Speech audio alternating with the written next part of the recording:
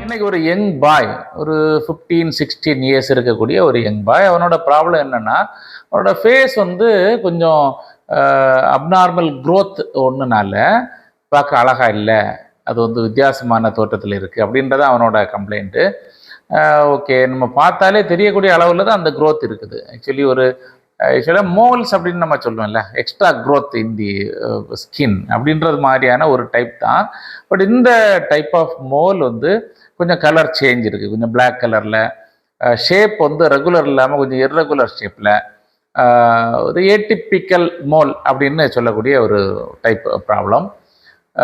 So இது அதை correction பண்ணி எடுக்கணும் அப்படின்றது அந்த தம்பியோட விருப்பம்.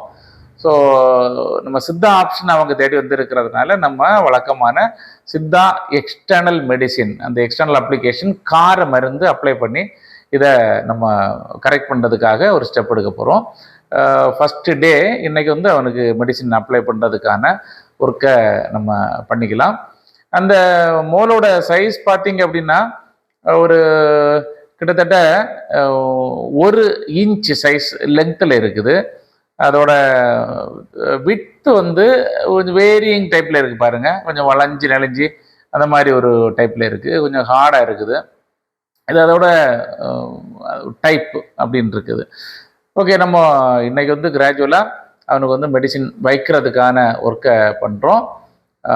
ஸோ யூஸ்வலாக இந்த ப்ராப்ளம் ஒரு 24 ஹவர்ஸ் தாண்டி பார்க்கும்போது, செகண்ட் டே பார்க்கும்போதே அதோட மெஜாரிட்டி போர்ஷன் வந்து அதோட தன்மையை இழந்து கீழே விழுறதுக்கான ஒரு ஆயத்த நிலைமைக்கு வந்துடும்.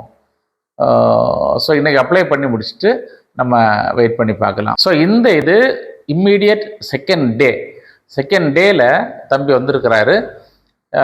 அந்த ஏடிபிக்கல் மோலோட ஸ்ட்ரக்சர் எந்த மாதிரி இருக்குது அப்படின்றத கிளியராக அப்சர்வ் பண்ணுங்கள்.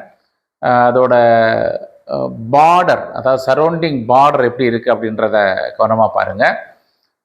இப்போ சென்ட்ரு பார்ட்டில் இருக்கக்கூடியது டிஸ்இன்டகிரேட் ஆகி ஹார்டாக ஒரு சப்ஸ்டன்ஸாக மாறி இருக்குது.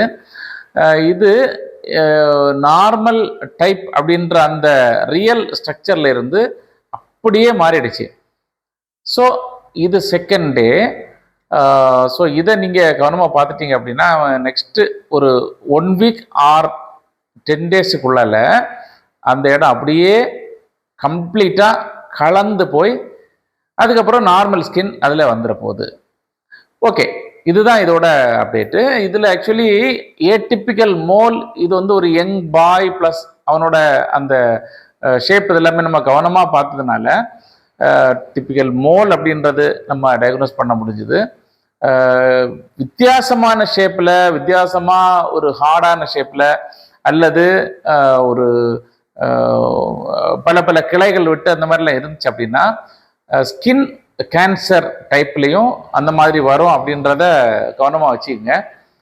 இவனோட ப்ராப்ளம் சாதாரணமான ஒரு டைப் தான், நான் கேன்சரஸ் தான், ஒன்றும் பிரச்சனை இல்லை. பட் வித்தியாசமான ஷேப்பில் இருந்துச்சு அப்படின்னா எல்லாத்தையுமே ஒரே விதமாக நம்ம அணுக முடியாது. சில டைப் ஆஃப் மோல்ஸுக்கு வந்து நம்ம பயாப்சி பண்ணி பார்த்து தான் கன்ஃபார்ம் பண்ண முடியும். ஸோ இவனை நம்ம கிளியர் பண்ணி விட்டுற போகிறோம். பட் ஃபாலோஅப்புக்காக இந்த விஷயத்தை ஞாபகத்தில் வச்சுக்கோங்க. எனி டைப் ஆஃப் மோல் அப்படின்றத நம்ம வந்து எல்லாத்தையும் ஈக்குவலாக ட்ரீட் பண்ணக்கூடாது அப்படின்றத மட்டும் மைண்டுக்குள்ளே வச்சுக்கோங்க. ஓகே, இவன் கம்ப்ளீட்டாக அந்த மோல்ஸ் டிஸப்பியர் ஆகி நார்மல் ஸ்கின் வந்த பிறகு இன்னொரு அப்டேட் நான் உங்களுக்கு கொடுக்குறேன். தேங்க்யூ.